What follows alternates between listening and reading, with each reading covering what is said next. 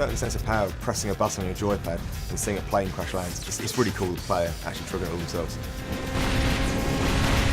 The power plays are these big animation moments with a lot of physics interaction.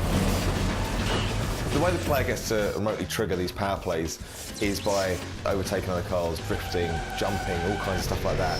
It earns you power, and when you go into enough power, you can trigger them remotely. It's a way for you to control the track, create shortcuts and take out your opponents. So if the car in front of you has an icon above them, that signifies they're being targeted in a power play zone. And if you press your power play button then, something in the environment will get triggered.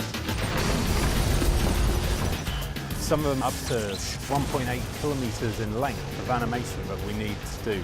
Synchronised with that, we need all the audio and the VFX and the changes in the post-processing of the game to give that emotional experience. You've got things like, cars that actually have explosives primed underneath them and get blown across the track, gas stations that can blow up, monorail trains that you can derail with explosions, all the way up to bringing down giant structures like control towers.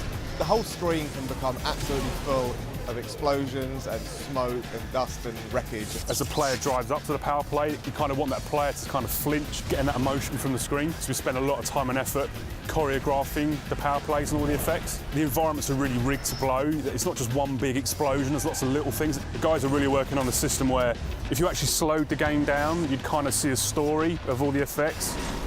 You never know exactly how a lap or a race is going to play out, so sometimes you might not have enough power to trigger some power plays you want in the environment, or sometimes your opponent might trigger it before you get there. So it really does mean that every race and every lap is very different. You can never completely predict what's going to happen when.